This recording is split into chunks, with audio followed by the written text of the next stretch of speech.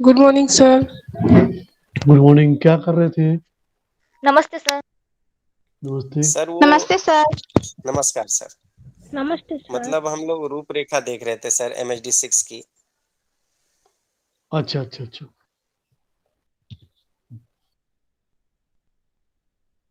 Good morning sir. रूपरेखा। हाँ morning. मतलब उसका सिलेबस तो क्या क्या पढ़ना है उसमें? हाँ हाँ, सिलेबस की क्या प्रथम इकाई में है, द्वितीय इकाई में क्या क्या चीजें हैं। अच्छा।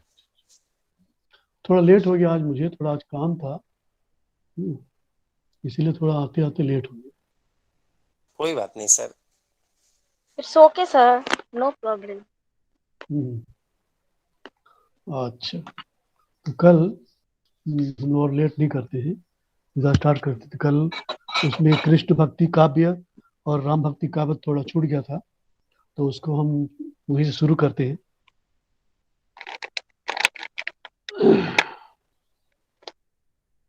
हम्म, अभी अभी कोई क्लास चल रहा था क्या? हाँ सर, ये मैम पढ़ा रही थी, सुषमा मैम, हम्म हम्म MHD 4 हम्म नाटक हम्म, वाला। हाँ वो तो खत्म हो गया। हाँ, वो खत्म होने के बाद ही इधर जुड़े मैम सर। वही तो हेडिंग लिखिए कृष्ण भक्ति काव्य। कृष्ण भक्ति काव्य।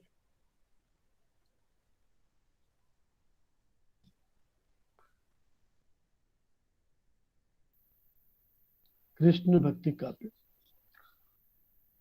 तो देखो, हमने निर्गुण भक्ति काव्य पढ़ा। निर्गुण भक्ति मतलब भक्ति के दो भाग, एक निर्गुण भक्ति, एक सगुण भक्ति। निर्गुण के भी दो भाग किए गए, ज्ञानश्रेय शाखा और प्रेमाश्रेय शाखा। सगुण के दो भाग किए गए, कृष्ण भक्ति शाखा और राम भक्ति शाखा। तो कृष्ण रे निर्गुण में हमने संत कवियों को देखा, जिसमें कबीरदास का नाम आता है। मलिक मोहम्मद जैसी नाम कल हम लोग चर्चा कर रहे थे, उसको नाम छूट गया है। मलिक मोहम्मद जैसी का नाम लिख लेना। और उसके बाद और हजारों कवि उसमें आते हैं। आप किताब में देखेंगे तो, मटेरियल में देखेंगे तो आपको मिलेगा। उसके बाद सगुण भक्ति।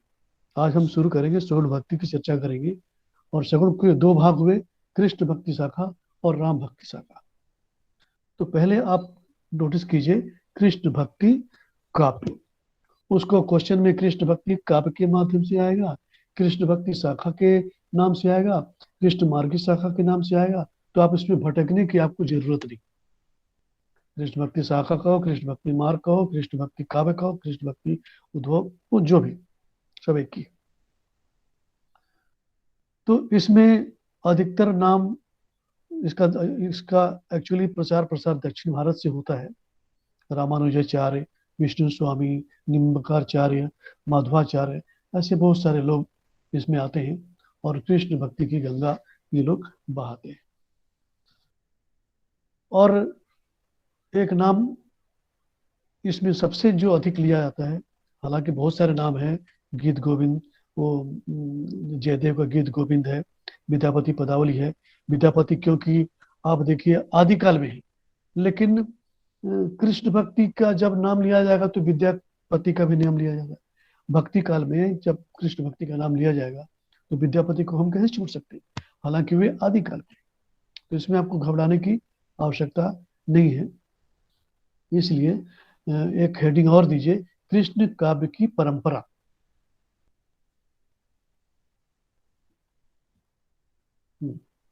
कृष्ण काव्य की परंपरा।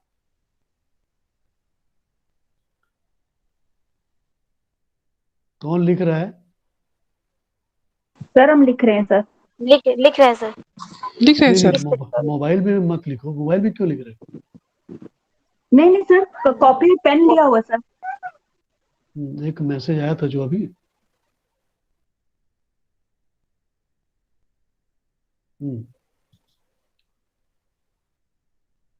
यहाँ लिखा है, ठीक है सर। स्व चर्चा समूह कौन है ये?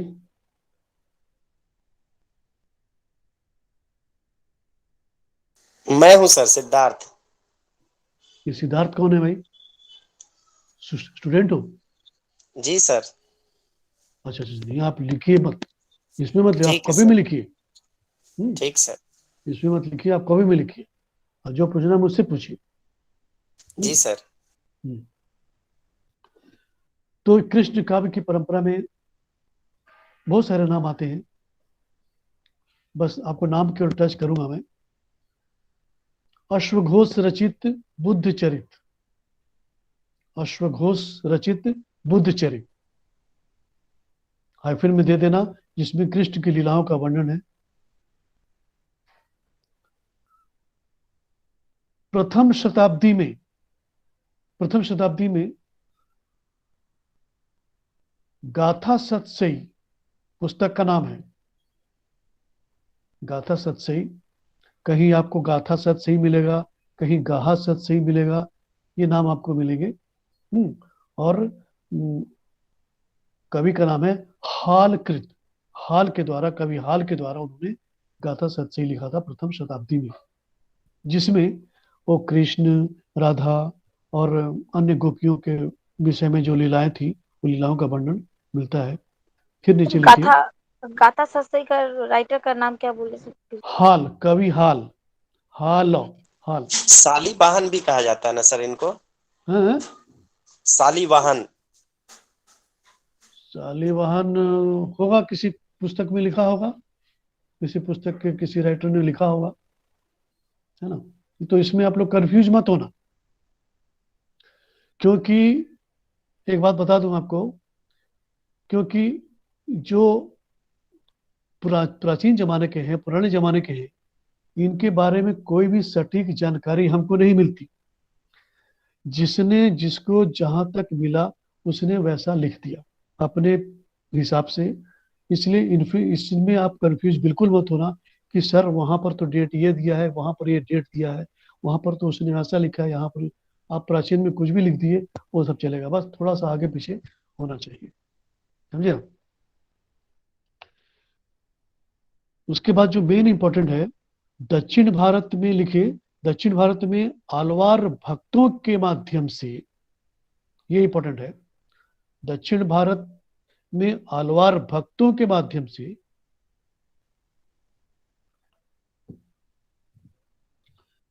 आलवार भक्तों के माध्यम से वैष्णव भक्ति की उद्भावना मिलती है।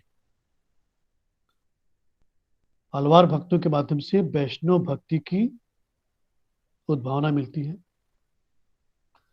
भट्ट नारायण, फिर नीचे लिखना, भट्ट नारायण ने वेणी संहार में, भट्ट नारायण ने वेणी संहार में राधा कृष्ण की प्रेम लीलाओं का वर्णन किया है।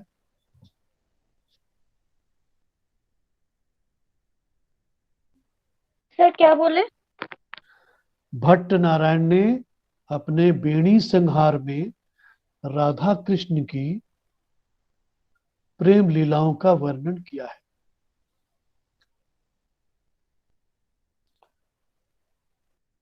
उसके बाद लिखे हेमचंद्र रचित, हेमचंद्र रचित, हाँ सर, प्रेमचंद्र हेमचंद्र। अरे हेमचंद्र, हाँ, हेमचंद्र रचित प्राकृत पिंगलम, हेमचंद्र रचित प्राकृत पिंगलम में राधा कृष्ण संबंधी दोहों का संकलन मिलता है।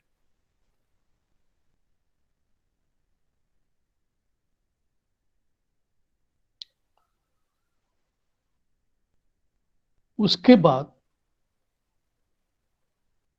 हिंदी में बहुत सारे कवि, हिंदी साहित्य में बहुत सारे कवि लोग आते हैं। विद्यापति की विद्यापति पदावली,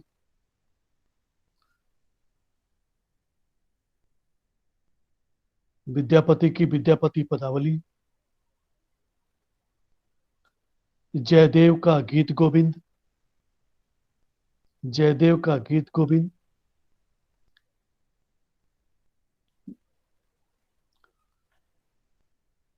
पैराग्राफ चेंज करना। लेकिन कृष्ण को लोकप्रियता मिली, लेकिन कृष्ण को लोकप्रियता मिली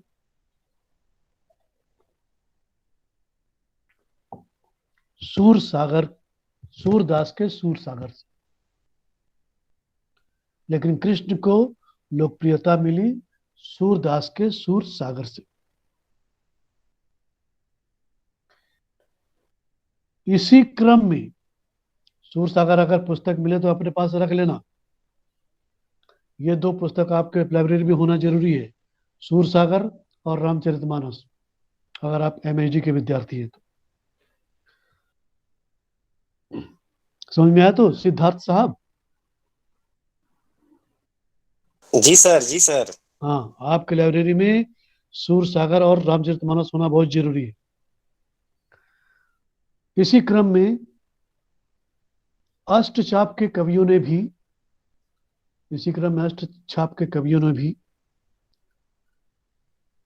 कृष्ण भक्ति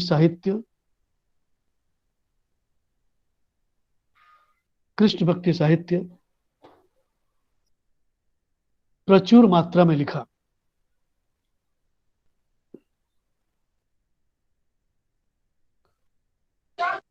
सर अष्टछाप के कवियों ने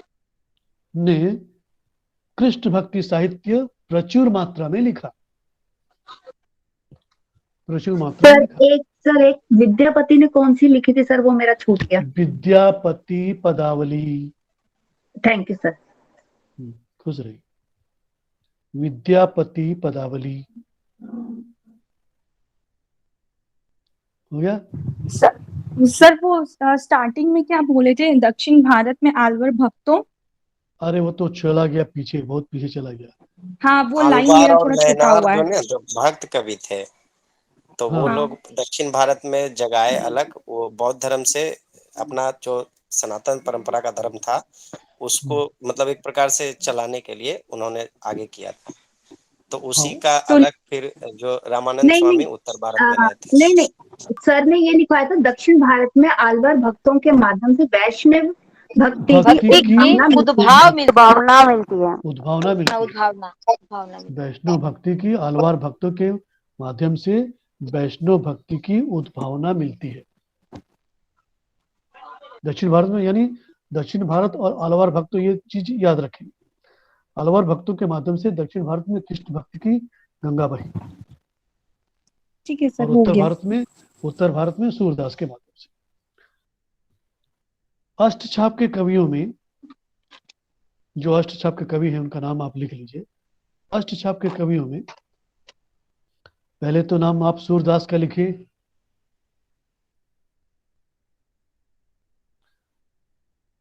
कुंभनदास, सूरदास, कुंभनदास, परमानंद दास, कृष्णदास, छीत स्वामी, गोविंद स्वामी। सर किशन दास के बाद क्या बोले? कुंभन दास, परमानंद दास, कृष्णदास। जल्दी हाथ चलाइए। कुंभन दास, परमानंद दास, कृष्णदास, छीत स्वामी, गोविंद स्वामी, चतुर्भुज दास, नंददास। उसके बाद आप हेडिंग दीजिए, ये लोग कृष्ण की गंगा इन्होंने बहाई पूरे देश में अपने हिसाब से। सर चतुर्भुज दास के बाद क्या कहा आपने? चतुर्भुज के दास मैंने कहा नंददास।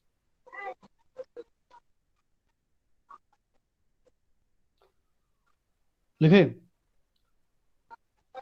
जी सर। ये लोग तो थे। उसके बाद रीतिकाल में भी बहुत सारे कवि लोग आए, उनकी हम चर्चा करेंगे बाद में। रीतिकाल में यानी कृष्ण भक्ति की जब बात आती है तो रीतिकाल के कवियों ने भी, जैसे बिहारी ने, रहीम ने, धनानंद ने, रत्नाकर ने, उन्होंने भी कृष्ण की मतलब लीलाएं के बारे में लिखा है अपनी विषय में। हेडिंग दो, कृष्ण भक्ति की सामान्य प्रवृत्तियां। कृष्ण भक्ति काव्य की सामान्य प्रवृत्तियां।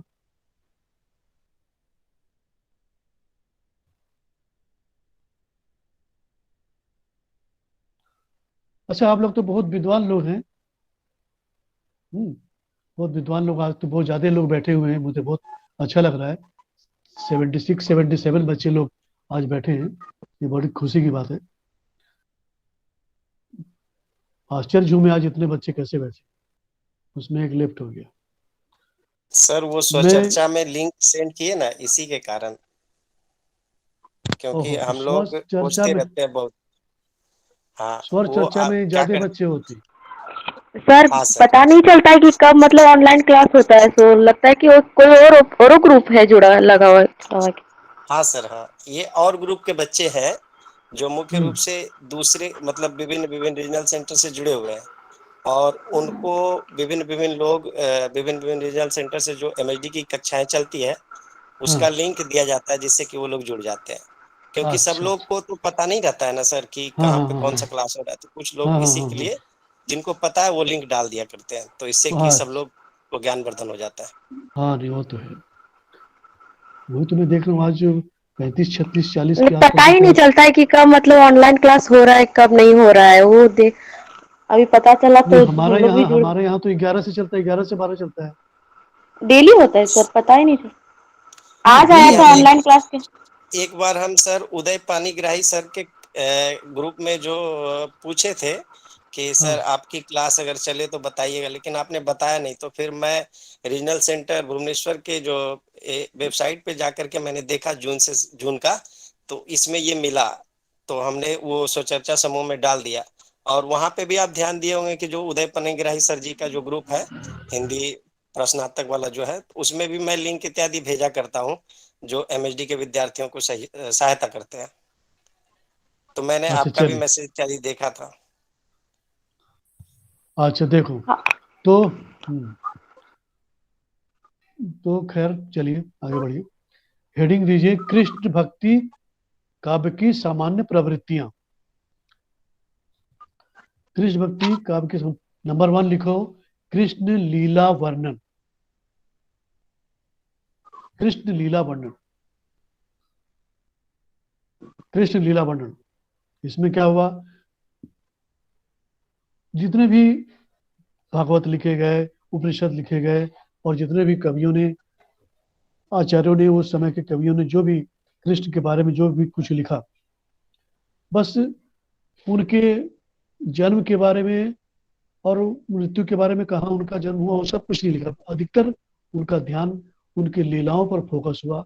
उनकी लीलाओं, और कहने का मतलब, वे लीलाओं के माध्यम से, कृष्ण की लीलाओं के माध्यम से कृष्ण की महानता को दर्शाना चाहते थे। प्रश्न यहाँ मैं पूछने वाला था आप लोगों से कि मैं ये जानना चाहता हूँ कि वास्तव में इस धरती पर राम नाम का कोई व्यक्ति या कृष्ण नाम का कोई व्यक्ति इस धरती पर जन्म हुआ था क्या? सर मेरे हिसाब से ये सिर्फ काल्पनिक पात्र हैं, और हाँ मैं उनकी बहुत अप्रिशिएट करती हूँ कि वेद व्यास जी की और रामचरितमानस जिन्होंने लिखा है कि उन्होंने इतने अच्छे ढंग से ऐसे चित्र बना, हाँ मतलब कि ऐसी रचनाएं की कि उन पात्रों को सजीव कर दिया। और आज भी हाँ हम उन पात्रों को ढूंढते हैं, कहीं ना कहीं उनके साथ मिली हुई चीजों को उनसे रिलेट कर लेते हैं। लेकिन हाँ जहां हाँ। तक मेरा ख्याल है, ये सिर्फ एक काल्पनिक पात्र थे, एक हम्म। समाज को और दिखाने के लिए कि ऐसा होना चाहिए समाज में व्यक्ति को। सर नहीं मैं तो इस फिर यहाँ कथ्य पर को एक और प्रश्न, प्रमाणित एक करना मिनट, चाहता एक हूँ। प्रश्न और उठता है। एक मिनट, एक प्रश्न और उठता है, जब काल्पनिक है तो फिर वो द्वारकापुरी क्यों है? सर तभी बोला सर, वो काल्पनिक मानते हैं, लेकिन हम क्या है ना, हमने इतना इमेजिनेशन को इतना सही मान लिया कि हम उन चीजों को जोड़ लेते हैं, वह उन चीजों को उनके साथ जोड़ के हम बैठे। अभी भी उनके घर मिलते हैं, अभी भी द्वारकापुरी मिलता है, अभी भी उनसे रिलेटेड वो स्रोत सर मिलते ये हैं। इशू तो ऐसा है कि कैस सर, बट मैं देखिए सर, ऐसा मतलब कि सर वो जब भी काल्पनिक मैं नहीं भी है, पढ़ाती हूँ काल्पनिक, ना सर, अगर तो मैं अग- इनको अगर काल्पनिक काल्पनिक मान के होता तो वो चलती हूँ। सारी चीजें नहीं होती। सर मैं एक बात बोलूं सर इसमें, जैसे कि बोलिए। हम लोगों ने प्रथम वर्ष में पढ़ा धरती धन हम्म ये मैलांचल, तो उसमें हम्म फणेश्वर नाथ रेणु जी जो बोलते हैं कि मैरीगंज नाम जो उन्होंने दिया, एक हम्म। नील की मतलब एक अंग्रेज व्यक्ति थे जो उन्होंने एक हाँ कहानी रचा कि वो मैरीगंज का हाँ। नाम के रूप में, तो उस ढंग से उसने अमेरिकन। उन्होंने हाँ रचा। हाँ मैरीगंज।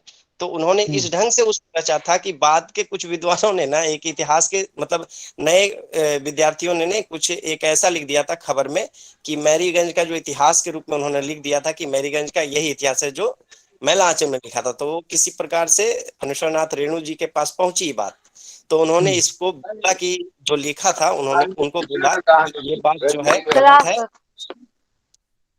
तो उस हेलो। चीज को, और साथ ही साथ सर एक चीज और मैं बोलूंगा कि ये जो पात्र हैं, जैसे ये काल्पनिक पात्र हैं, तो इसमें संबंध में सर कि ऐसा भी सिचुएशन होता है ना कि जैसे एक परंपरा थी कि उस काल में कुछ, जैसे कि हम लोग देखते हैं किसी भगवान ईश्वर के प्रति हम बहुत ज्यादा प्रेम भाव रखते हैं, कुछ ज्यादा उनको मानते हैं, क्योंकि देखते हैं कि अभी कुछ समय पहले जब हम लोग जानते हैं कि रामकृष्ण परमहंस जो बंगाल में माँ काली के बहुत बड़े अच्छा साधक थे, ठीक है, अब चर्चा तो हम बाद में उन्होंने करेंगे, बोला है पहले कि हम आगे उन्होंने बढ़ते अपनी हैं। कथा में बोला था कि मैंने स्वयं माँ काली को देखा है। तो क्या पॉसिबल है सर इस समय में? बिल्कुल पॉसिबल है, बिल्कुल पॉसिबल है। इस तरह की मुझे लगता है कि ये देखिए, सिर्फ और मैं एक बात सिर्फ बताना चाहता हूँ, बंगाल में जो वामपंथी विचारधाराओं के व्यक्ति हैं वो हमेशा से भगवान को काल्पनिक मानते हुए आ रहे हैं। बंगाल और नहीं, यदि केरल हो, आसाम हो, जहाँ भी वामपंथी विचारधारा पनपती है वो भगवान को काल्पनिक ही मानते हैं, लेकिन वैसा है ही नहीं। अगर नहीं, भगवान मैं का उस ढंग अस्तित्व, से बोल रहा हूँ क्योंकि लोग ठीक है, देखिए उसको सर, वही ये रोकिए, ये चीज गलत है बस कि उसको वही वामपंथी या रोकिए। दक्षिणपंथी हेलो। में बांटना गलत है। इस चीज को राजनीति यहाँ पे वही नहीं, रोकिए। क्योंकि यहाँ मुख्य रूप से वही रोकिए उसको। मतलब मेरा प्रश्न ये था कि वो है कि नहीं है। खैर छोड़िए, मानो तो मैं गंगा माँ हूं, ना मानो तो बहता पानी, समझे। तो ये अभी भी रिसर्च का विषय है। आप मानेंगे तो होंगे, नहीं मानेंगे तो कुछ नहीं। कबीरदास तो किसी को नहीं मानते। नंबर 2, कथा वस्तु में मौलिक उद्भावना। कथा वस्तु में मौलिक उद्भावना, कथा वस्तु में मौलिक उद्भावना। नंबर 3, पात्र और चरित्र चित्रण। पात्र और चरित्र चित्रण।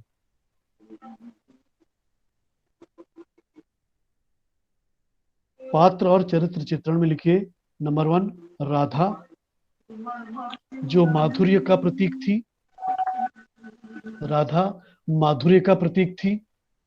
माधुरी माधुर्य, माधुर्य नहीं, माधुर्य का प्रतीक थी। यशोदा वात्सल्य का प्रतीक। यशोदा वात्सल्य का प्रतीक। और गोपियां सख्य भाव का प्रतीक। राधा माधुर्य भाव का प्रतीक, यशोदा वात्सल्य भाव का प्रतीक, गोपियां सख्य भाव का प्रतीक। सर गोपियां सुख या सख्य साख्य? भाव का। सर सखी, सख्य, फ्रेंड। सख्य। किताबों को पढ़िए, हिंदू साहित्य के इतिहास किताब आप लोगों के पास है कि नहीं है? जी है सर। हाँ, नहीं तो कोई फायदा नहीं पढ़ने का। सख्य भाव का प्रतीक। सत्य नंबर मतलब होता 4 है में शक, डाउट करना। है, मतलब सत्य का मीनिंग क्या हो? Win meaning. फ्रेंड, सखा। एक मिनट, सखा सिद्धार्थ जी सखी। रुकिए, रुकिए, मुझे बोलने दीजिए। आप लोग मत बोलिए, मुझे बोलने दीजिए। आप लोग मत बोलिए। आप लोग स्व चर्चा में बोलिएगा, यहाँ मत बोलिए। जब मैं पूछूं तभी बोलिए। राधा जो थी वो माधुर्य भाव का प्रतीक थी। यानी जो कवियों ने कृष्ण भक्ति का वर्णन किया, तो कृष्ण के साथ राधा का भी वर्णन किया, यशोदा का भी वर्णन किया, गोपिया का भी वर्णन किया। तो उन्होंने राधा को माधुर्य भाव के प्रतीक के रूप में देखा। यशोदा को उन्होंने वात्सल्य भाव के प्रतीक के रूप में देखा। विशेष करके आप सूरदास के कविताओं को आप देखते हैं, उसमें उन्होंने लीलाओं का वर्णन करते हुए, मैया मोरी मैं नहीं माखन, वो कभी यशोदा उन्हें खिलाती है, कभी पिलाती है, वो 50 चीजें उसका वर्णन की। गोपियां वो सख्य भाव का प्रतीक है। गोपियां क्या है? उनकी मित्र है, उनकी सखा है, उनकी सखी है, उनकी सहेली। लेकिन कहीं ना कहीं, कहीं ना कहीं वहां भी सखियां उनसे प्रेम करती है, लेकिन वो प्रेम जैसा कि लोगों ने फैला रखा है समाज में, उनसे वो क्या बोलते हैं 16,000 गोपियों से कृष्ण प्रेम करते थे हैं, 16 गोपियों से प्रेम करते थे। तो यहाँ पर कृष्ण के विषय में जो लोगों ने फैला रखा है कि वो प्रेम गोपियों से प्रेम करती थी, प्रेम तो करती थी, लेकिन वो कौन सा प्रेम करती थी? वो भक्ति रूपी प्रेम करती थी, भक्ति के माध्यम से उनसे खींची हुई थी। यहाँ उनका प्रेम करना, रासलीला करना वाली बात नहीं थी, इसीलिए वहां पर सख्य भाव का प्रतीक वहां लिखा गया। उसके बाद वो राधा को वो प्रेमिका की तरह, उसे माधुर्य भाव की तरह जोड़ा गया है, और वो वात्सल्य और गोपियां सख्य भाव का प्रतीक। मित्रता के बहाने वो उनकी पूजा करती थी, उनकी आराधना करती थी, चाहे जो भी कहो। नंबर 4, प्रकृति चित्रण। प्रकृति चित्रण, प्रकृति चित्रण में बताने की आवश्यकता नहीं है। नंबर 5, भक्ति भावना।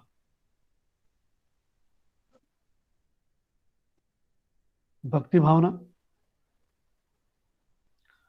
और भक्ति भावना में कवियों ने वात्सल्य के माध्यम से भक्ति की है, तो सख्य के माध्यम से भक्ति की है, तो माधुर्य के माध्यम से भक्ति की है।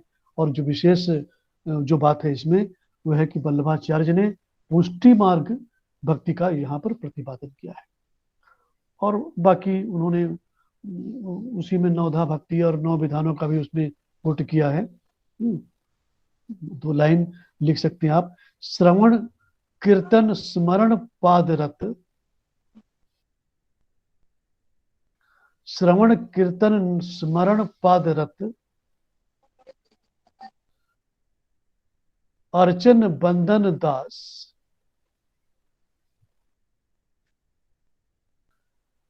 अर्चन बंदन दास। ये भक्ति के तरीके हैं, अलग अलग विधान है। श्रवण कीर्तन स्मरण पादरत, अर्चन बंदन दास, सख्य और आत्मनिवेदन। दूसरी पंक्ति, सख्य और आत्मनिवेदन, प्रेम लक्षणा जास। सख्य और आत्मनिवेदन, प्रेम लक्षणा जास। उसके बाद लिखिए नंबर 6, काव्य रूप।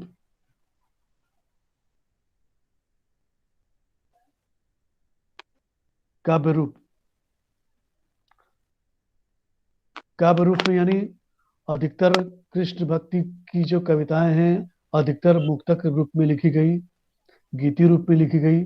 महाकाव्य प्रबंध काव्य बहुत कम ही लिखे गए। सूरदास ने एक प्रबंध काव्य लिखा, और बहुत कम लोगों ने मतलब कृष्ण के बारे में ग्रंथों के रूप में लिखा है। हल्के फुल्के रूप में मुक्तक के रूप में जो भी लिखा है या मुक्तक के रूप में लिखा है। उसके बाद लिखिए रस योजना। रस योजना,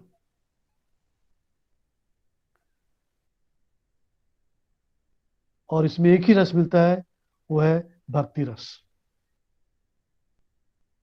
बाकी श्रृंगार शांत रस कहीं कहीं आ जाता है, लेकिन अधिकतर भक्ति रस, और भक्ति रस के साथ साथ वात्सल रस भी इसमें आपको मिलेगा, आप लिख लेना।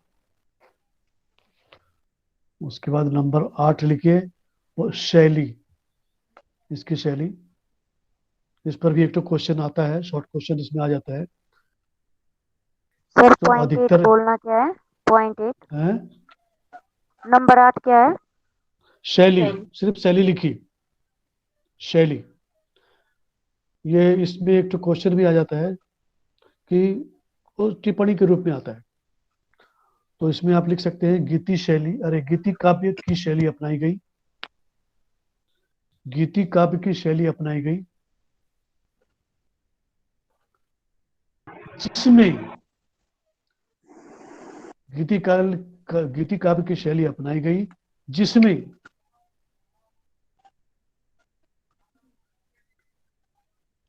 नंबर 1 संगीतात्मकता,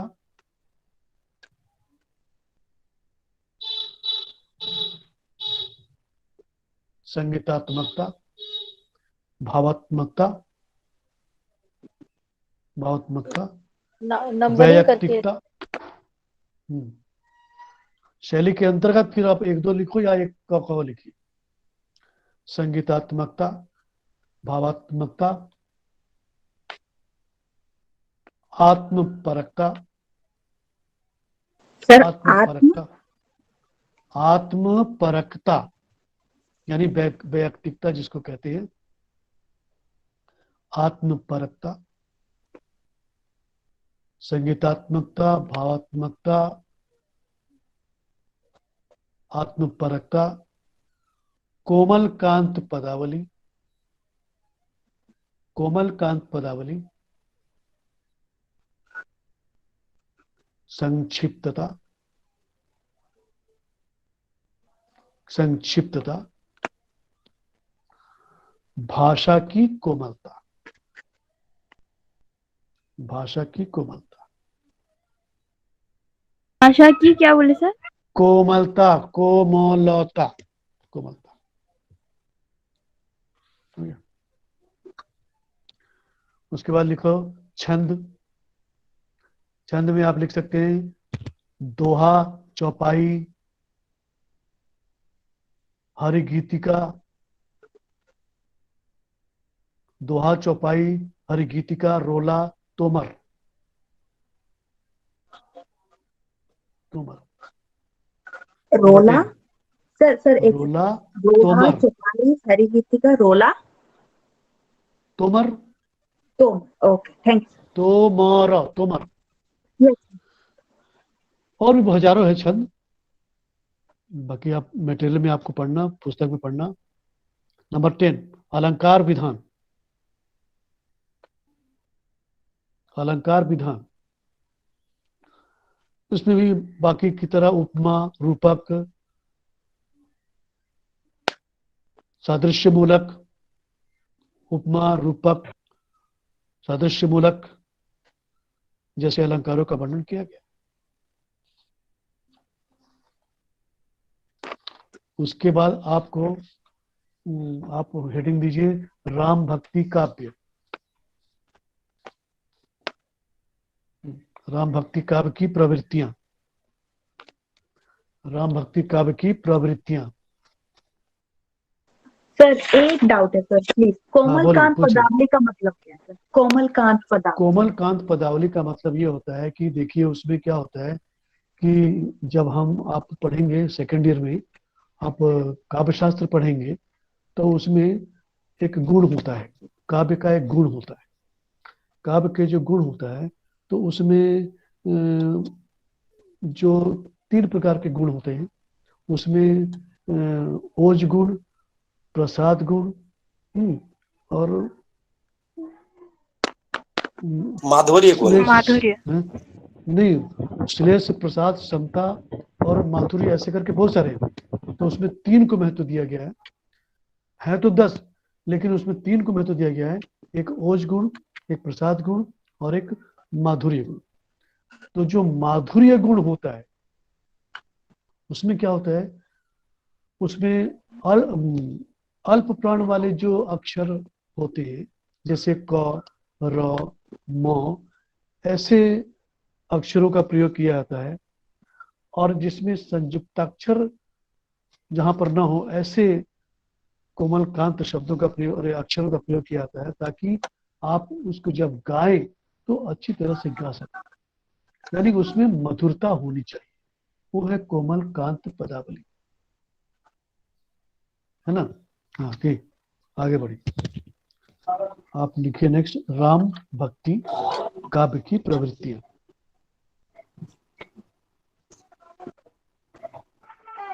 राम भक्ति काव्य की प्रवृत्तियां नंबर 1 लिखो। प्लीज अपना म्यूट कर लीजिए, ये रजनी और रिद्धि म्यूट कीजिए, आवाज नहीं आ रही। राम का स्वरूप, राम का स्वरूप यानी राम के स्वरूप, राम कहने से एक चित्र हमारे मन के सामने उभरता है। राम को हमने किस रूप में देखा है? हमने भगवान के रूप में देखा है। याद रखना, राम को हमने भगवान के रूप में देखा है। एक प्रश्न पूछ रहा हूं आपसे, शॉर्टकट में उत्तर देना, लंबा मत खींचना। ईश्वर, राम को हमने भगवान के रूप में देखा, राम को हमने, किसी ने राम को ईश्वर के रूप में देखा, किसी ने मर्यादा पुरुषोत्तम के रूप में देखा, किसी ने और किसी रूप में देखा। मेरा प्रश्न आप लोगों से ये है कि ईश्वर और भगवान में क्या अंतर है? एक आदमी बोलना, सब मत बोलने लगना है। एक आदमी बोले, राम, अरे भगवान और ईश्वर में क्या अंतर कुछ नहीं। है? एक ही है। सर सर मैं बोलती हूँ। हाँ बोलिए। सर ईश्वर माना गया है कि एक है सब में, लेकिन अब राम जो है अवतार है ईश्वर की। अच्छा, जैसे कभी वो मर्यादा पुरुषोत्तम राम के रूप में कभी अवतार लेते हैं, कभी कृष्ण के रूप में अवतार लेते हैं, पर वो सब कहीं ना कहीं ईश्वर के ही रूप है। अच्छा, हाँ, और कोई भी? हाँ ठीक, बोलिए। सर ईश्वर जो होता है वो पूरी सृष्टि का एकमात्र मालिक कहा जाता है, और भगवान जो शब्द है वो सगुण साकार ब्रह्म का एक रूप है।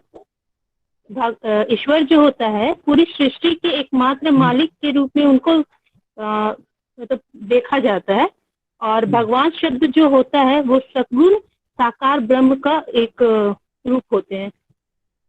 तो दोनों एक ही है कि अलग अलग?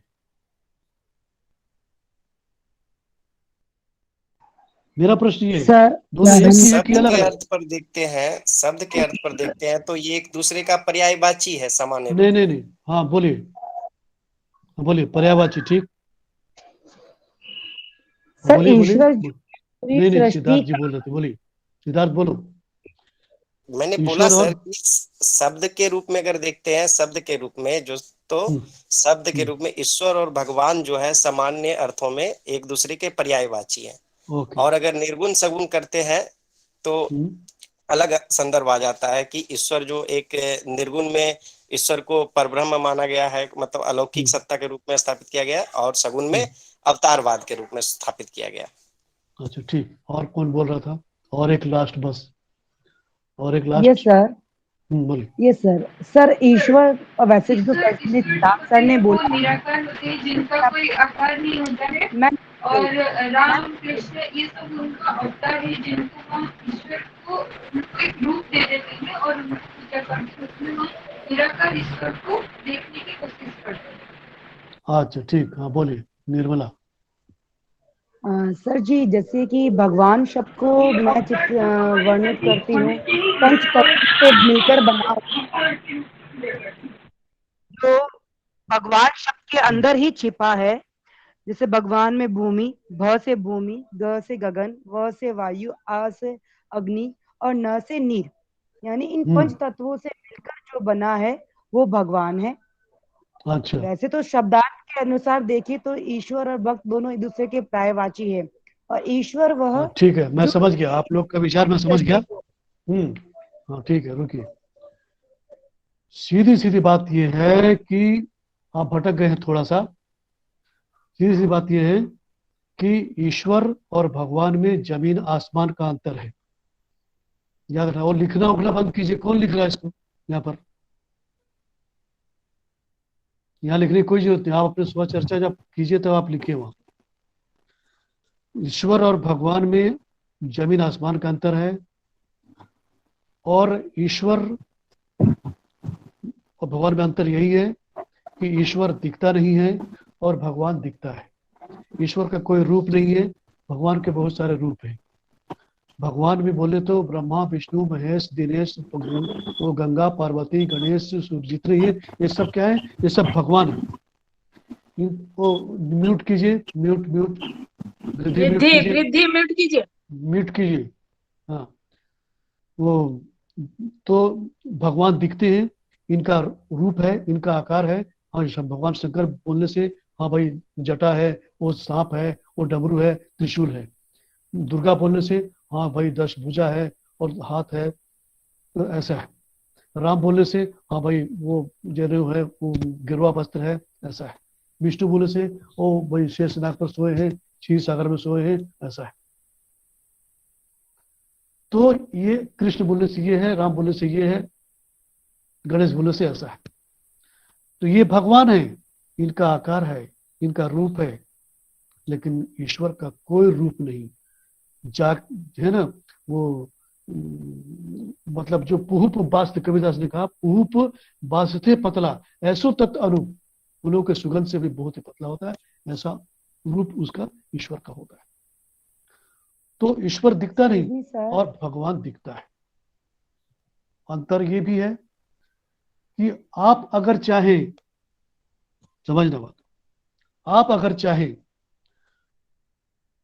तो आप भी कल भगवान बन सकते हैं, बशर्ते आपको उस भगवान की तरह तपस्या करनी होगी, भगवान की तरह गुण अपने अंदर लाने होंगे, भगवान की तरह विचार लाने होंगे। हमारे ही बीच से भगवान बन के निकलते हैं, वो चाहे वो राम हो, चाहे वो कृष्ण हो, चाहे वो शंकर हो, चाहे वो पार्वती हो, चाहे वो जो भी हो, वो हमारे ही बीच से अपने गुणों के माध्यम से, वैसा उन्होंने तपस्या की, वैसे उन्होंने साधना की, वर्षों वर्षों तक वे साधना की, तब जाकर के भगवान बने। उनके अंदर ऐसी बात नहीं कि तुम्हारे अंदर दैवी गुण नहीं आ सकते, तुम्हारे अंदर भी दैवी गुण आ सकते हैं, तुम भी वैसे भगवान बन सकते हो, तुम्हारे अंदर भी वो सारी विद्या आ सकती है, लेकिन उसके लिए उतना साधना करना पड़ेगा, उतनी तपस्या करनी पड़ेगी। और मतलब साधना और तपस्या का मतलब आप समझ रहे हैं क्या होता है, वर्षों वर्षों तक तपस्या, लोग युगों युगों तक तपस्या करते हैं, तब जाके वो पद प्राप्त होता है। लेकिन ईश्वर उन सबसे अलग है। कौन है किसी को नहीं मालूम, लेकिन हमारी भारतीय संस्कृति में, भारतीय, क्योंकि हम तो आध्यात्मिकवादी है ना, हमारी आध्यात्मिकता ने ये एक निर्धारित कर लिया। उसके पीछे क्या सच क्या झूठ नहीं मालूम, लेकिन हमने एक निर्धारित कर लिया, हाँ एक अलग सत्ता है जिसको हम ईश्वर बोलते हैं। गॉड इज वन, उसके रूप अनेक, उसके अनेक रूप क्या है, वो गणेश, महेश, दिनेश, सुरेश, गंगा, पार्वती, ये सब उसके रूप है। तो कल आप भी भगवान बन सकते हैं। हमारे बीच से भगवान बने हैं, महात्मा बुद्ध हमारे बीच से भगवान, हमारी तरह वो खाते पीते राजकुमार सिद्धार्थ, जो यहाँ सिद्धार्थ में बैठा है, वो भी उसका भी नाम सिद्धार्थ, लेकिन उसने घर द्वार छोड़ दिया दुनिया के भलाई के लिए, दुनिया के कल्याण के लिए, दुनिया के उपकार के लिए, दुनिया को आगे ले जाने के लिए। भाई जन्म क्या है, मृत्यु क्या है। और तब जब तपस्या की उन्होंने, लोग कहते हैं किसी ने कहा 7 वर्ष तक तपस्या की, किसी ने कहा 12 वर्ष तक बोध गया, उस बोध वृक्ष के नीचे वो खाए पिए पड़े रहे, तब उनको ज्ञान मिला और तब से वो भगवान बन गए, महात्मा बुद्ध कहलाए, महावीर जैन कहलाए। आज के युग में थोड़ी देर के लिए आ जाइए आप, आज के युग में आ जाइए। आज भगवान ऐसे ही बनते, आज के युग में आ जाइए, क्रिकेट के भगवान आप सचिन तेंदुलकर को मानते हैं। उसके पहले तो कितने आए, सुनील गावस्कर आए, कितने लाला अमरनाथ आए, और कपिल देव आए, उसको किसी को तो भगवान किसी ने नहीं कहा। सचिन तेंदुलकर को भगवान क्यों? क्योंकि उसने वैसा किया, वैसा खेला, देश के लिए खेला, समाज के लिए खेला, किसी भी पछड़े में और लफड़े में वो नहीं पड़ा। बाकी उसके विचार आचार भी अच्छे।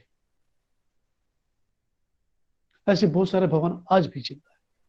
तो आप भी भगवान कल बन सकते हैं, बशर्ते आपके अंदर सारे गुण होंगे तब। नंबर 2 समन्वय भावना। नंबर 2 समन्वय भावना। राम के माध्यम से कवियों ने समन्वय की भावना फैलाई। नंबर 3 लोक संग्रह की भावना।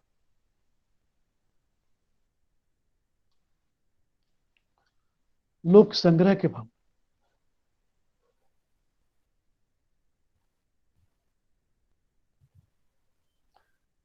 देखो क्या होता है, कुछ लोग समाज में, कई तरह के लोग होते हैं, उसमें एक होते हैं लोक संग्रह,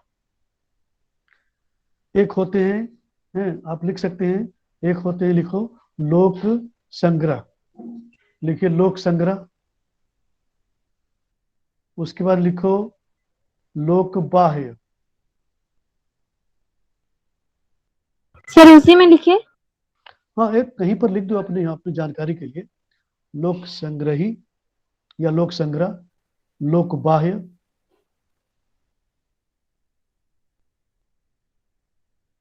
और लोकोपयोगी नंबर 3 अलोकोपयोगी, और लोक विरोधी। ये समाज में 4 तरह के लोग, 4 तरह के लोग होते हैं। पहला कौन होता है?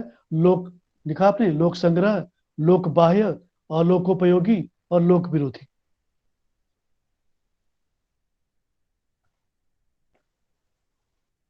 लोक संग्रह, लोक बाह्य, अलोकोपयोगी, लोक विरोधी।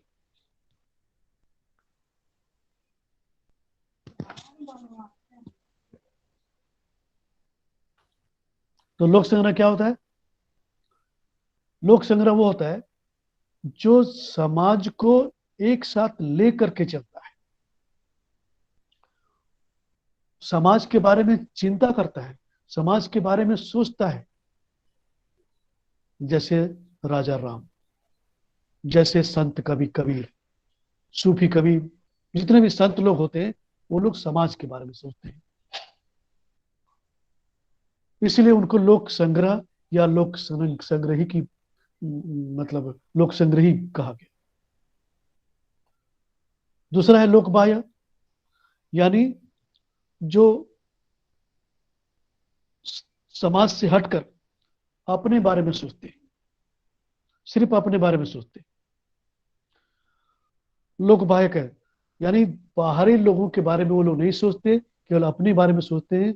और बाहरी लोग जब विकास करते हैं तो उनके विकास से वो लोग जलते हैं, उनकी निंदा करते हैं, उनसे ईर्ष्या करते हैं और केवल अपने बारे में सोचते हैं। ऐसे लोग समाज में भरे पड़े।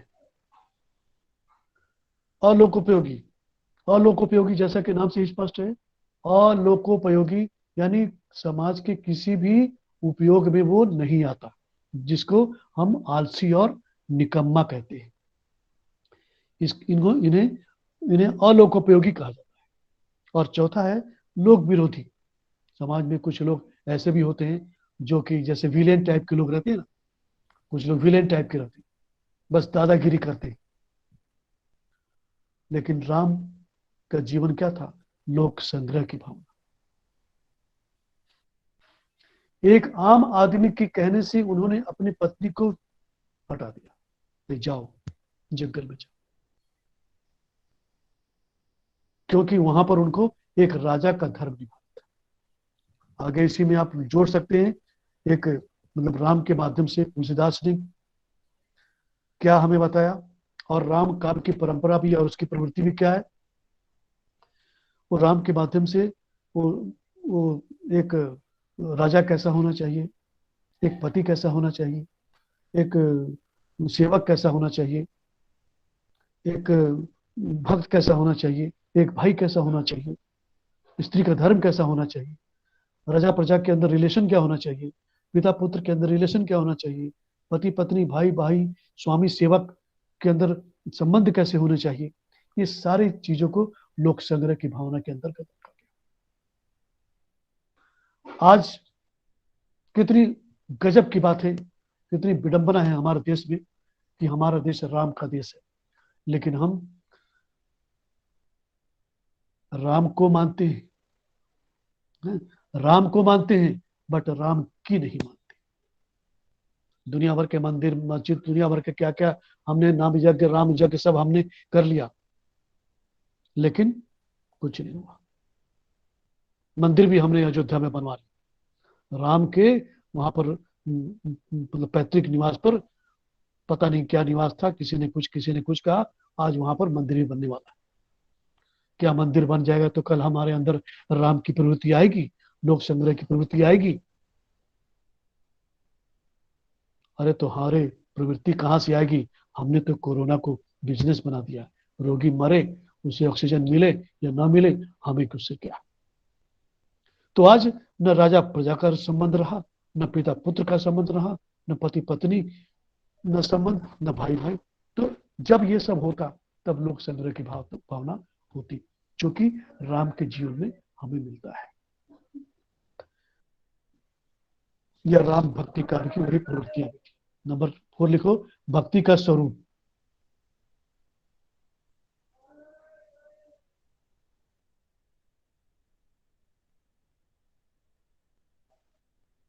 भक्ति का स्वरूप यानी केवल राम भक्ति,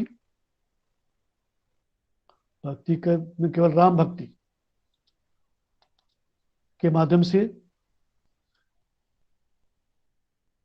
धर्म, ज्ञान,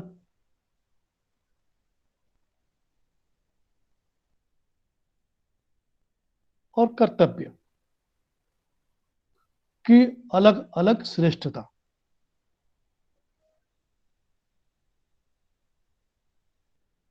अलग की तो आप जानते हैं, बस एक शब्द का मतलब क्या, बाकी तो आप जानते हैं, लेकिन धर्म का मतलब क्या हो?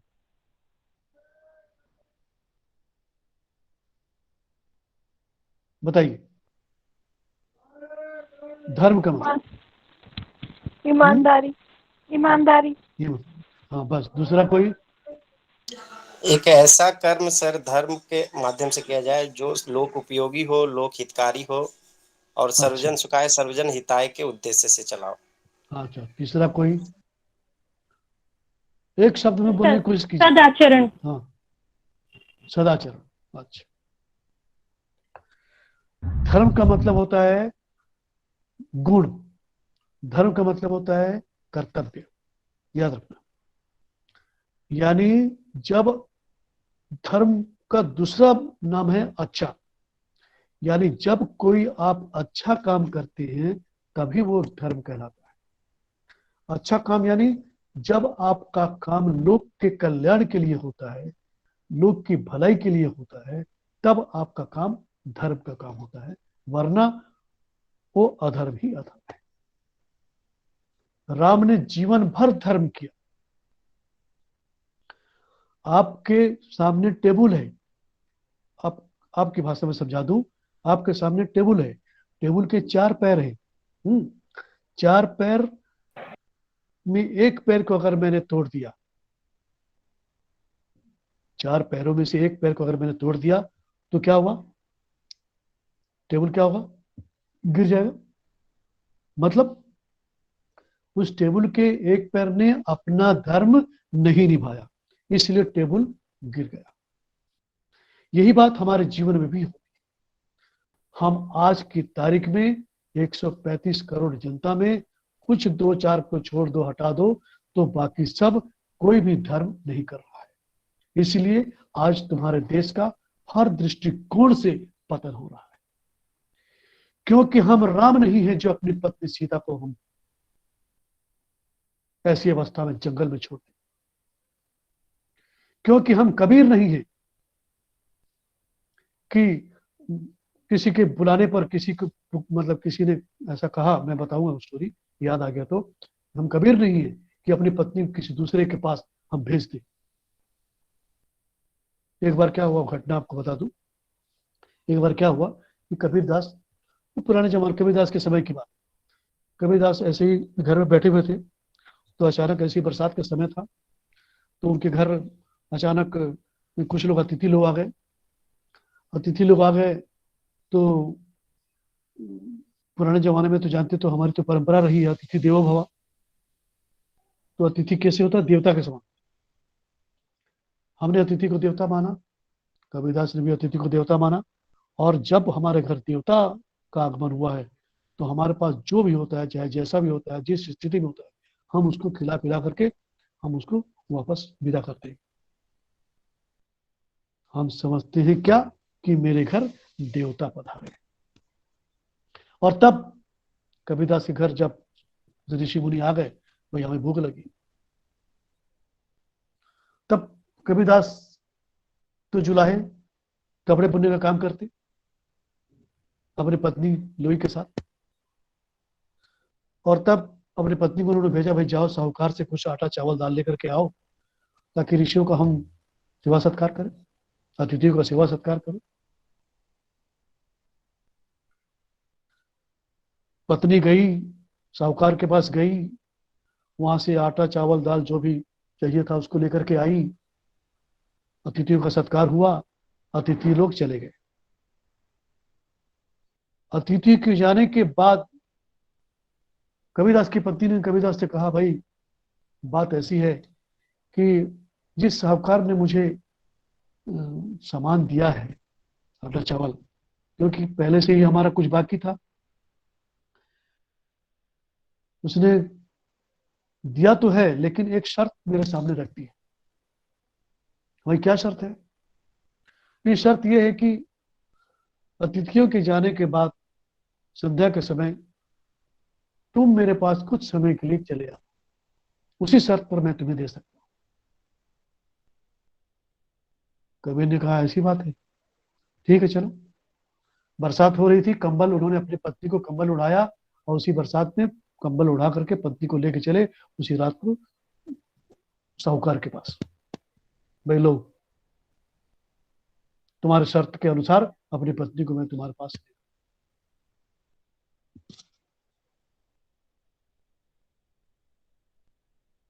साहूकार को काटो तो खून नहीं, धरती खिसक गई पैरों तले और वो कबीरदास के पैरों पड़ गया।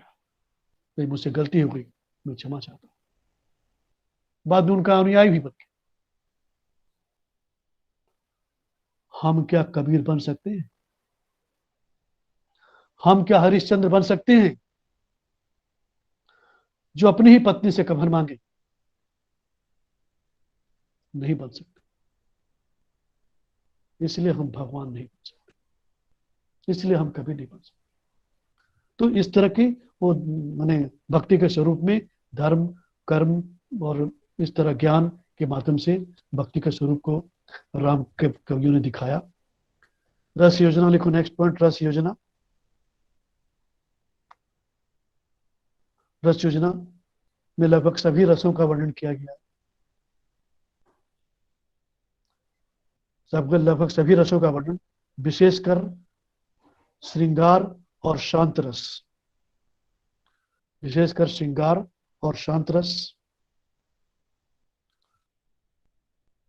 नेक्स्ट पॉइंट, पात्र चरित्र चित्रण।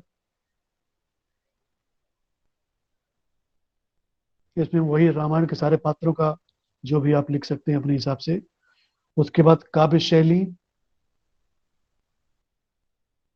काव्य शैली में वही आप लिखिए, वही दोहा, चौपाई, सोहर, विनय के पद, लीला के पद। उसके बाद छंद योजना में लिखिए वही सोरठा, सवैया, घनाक्षरी, कुंडलिया। सोरठा छंद में लिखिए सोरठा, सवैया, घनाक्षरी इत्यादि। बाकी अलंकार भाषा में उसी तरह आप लिख सकते हैं। अलंकार में लगभग सभी अलंकारों का प्रयोग किया गया और भाषा में मुख्य भाषा अवधी, भोजपुरी,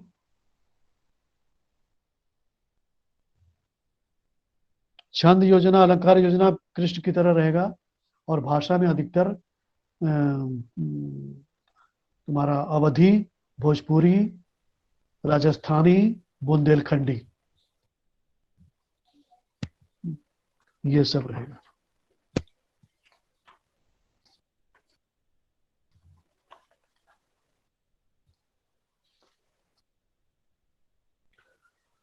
उसके बाद आप आइए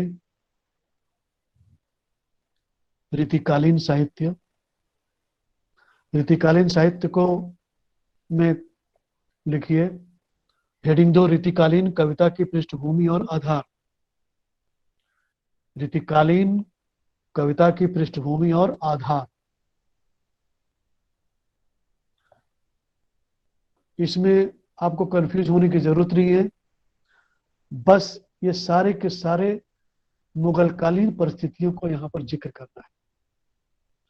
मुगलकालीन परिस्थितियों का जिक्र करना है। और इसमें हम कल चर्चा कर रहे थे कि अकबर जैसे राजा लोग थे, शाहजहां जैसे राजा लोग थे, जो लोग साहित्य प्रेमी थे, कला प्रेमी थे, इसलिए अपने दरबार में ये लोग दरबारी कवि रखा करते थे, जैसे रहीम हुए, जैसे बिहारी हुए।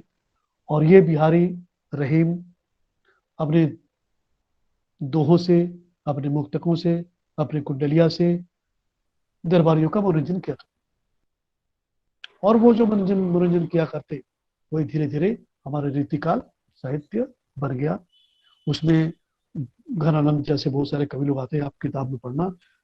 पॉइंट्स खाली आप लिख लीजिए। राजनीतिक परिस्थिति,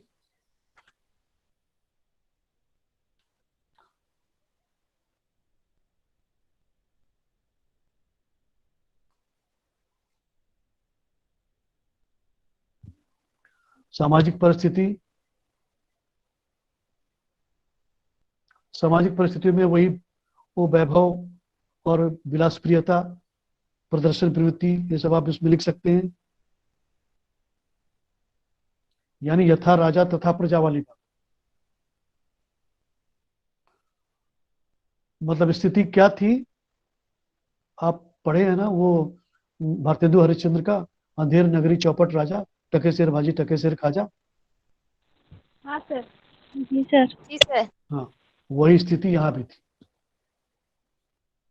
सब बराबर थे। लेकिन लोगों का ध्यान, क्योंकि पैसा था इनके पास, इसीलिए जहां पैसा होता है वहां विलास के सिवा और दूसरा कुछ नहीं। तो सारे मुगलकालीन उसी लिए उनके दरबार में नर्तकी रखते थे, श्रृंगार करते थे, नाच गाने करते थे, सारा मनोरंजन उसी नृत्य संगीत में उनका बीता था। और दूसरी ओर यहाँ पर एक भावना और भी थी, आप जोड़ सकते हैं, क्योंकि जनता को तभी लूटा जा सकता है, जनता पर तभी राज किया जा सकता है जब जनता को अंधविश्वास जैसी बातों में, रूढ़ियों जैसी बातों में उन्हें उलझा दो। और लोगों ने वही किया। उस समय की जनता अगाध रूढ़िवादी थी, अंधविश्वास थी, आज भी है। नंबर 3, धार्मिक परिस्थितियां।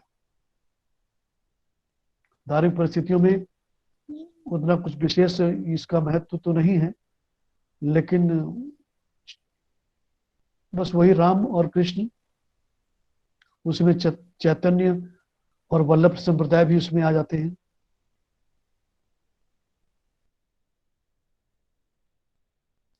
आदर्श मूर्ति सीता को भी दूसरे रूप में देखा जाता है, राधा को तो दूसरे रूप में देखा जाता है। नेक्स्ट पॉइंट लिखो, कलात्मक परिस्थितियां। सर कलात्मक साहित्य में कलात्मक परिस्थितियां यानी स्वांत सुखाय के स्थान पर स्वामिन सुखाय की प्रतिष्ठा हुई।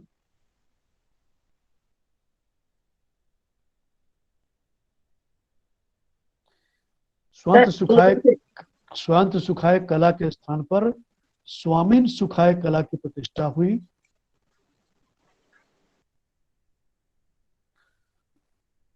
और लगभग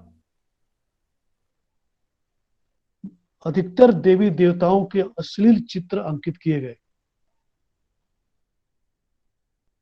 लगभग देवी देवताओं के अश्लील चित्र अंकित किए गए।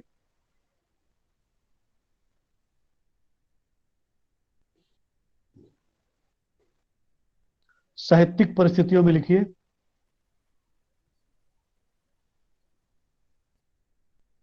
साहित्यिक परिस्थितियों में क्योंकि ये रीतिकाल के कवि लोग थे, श्रृंगार प्रेमी थे, विलास प्रेमी थे, नित्य प्रेमी थे, इसलिए अधिकतर कवि राजाश्रित थे, राज्य के आश्रित थे। इसलिए वहां पर जितना बन सका अधिकतर बस वो दोहे के माध्यम से, वो जितने भी कवि थे करीब 60-70% सब राजा के आश्रित थे। और उस समय जो लिखा गया बस वही बना। बिहारी सत से उन्होंने लिखा, वो भी सारा का सारा राजाश्रित में लिखा गया। उसी वक्त और भी कवि थे, रत्नाकर, घनानंद, सब लोगों ने राधा कृष्ण का ही वर्णन किया। ये सब उसमें आप जोड़ सकते हैं। मेन पॉइंट फिर जोड़िए आप, रीतिकालीन कविता का स्वरूप और प्रवृत्तियां। रीतिकालीन कविता का स्वरूप और प्रवृत्तियां।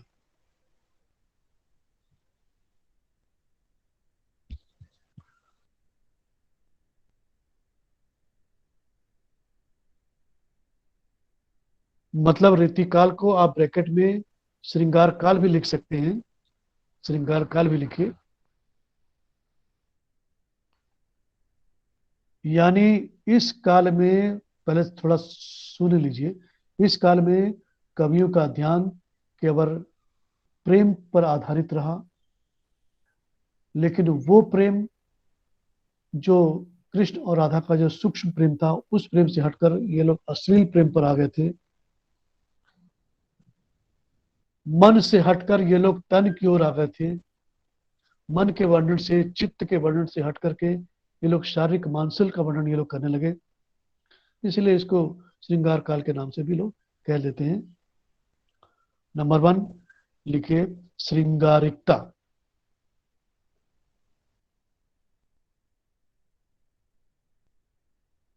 और ये श्रृंगारिकता उनको मिली कहां से? भक्ति काल से। श्रृंगारिकता में लिखो, इस काल में कवियों ने नायिका भेद, नक्षिक वर्णन,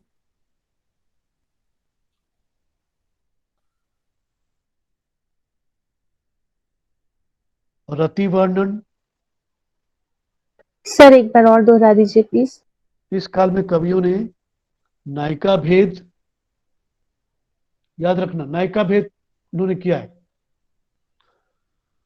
देखो प्राय नायिका भेद में आप अमूमन जानते होंगे, पढ़ते होंगे, भाई 2 प्रकार की नायिका होती है, एक स्वकीया होती है, एक परकीया होती है ना। स्वकीया यानी खुद से, है ना, जिससे आप खुद प्रेम करते हैं, और परकीया मतलब वो स्त्री जो और 4 लोगों से प्रेम करती है, ये स्वकीय नायिका। लेकिन हमारे आचार्यों ने, जैसे केशवदास जैसे आचार्यों ने 108 नायिकाओं का वर्णन किया है। वो नायिका को भी खुद पता नहीं होगा कि इतने सारे, मैं इतने प्रकार, इतने तरह की मेरे अंदर गुण है, इतने तरह से मैं प्रेम करती हूँ, मुझे उस नायिका को भी पता नहीं। लेकिन केशवदास जैसे कवियों ने, कनाल जैसे कवियों ने, वो मतलब खुद केशवदास ने 108 नायिकाओं का वर्णन किया है।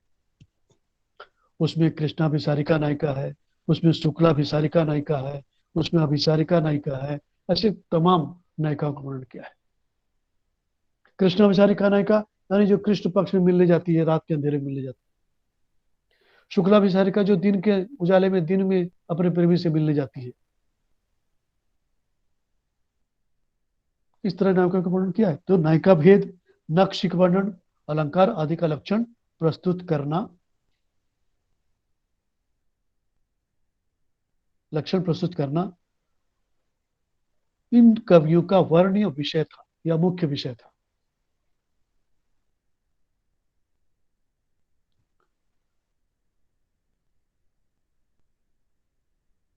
जिसमें उन्होंने संयोग और वियोग का भरपूर वर्णन किया, भरपूर वर्णन किया।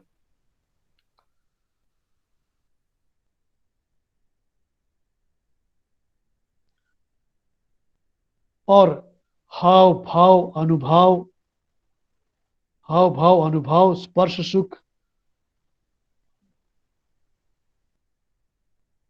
हाव भाव अनुभव स्पर्श सुख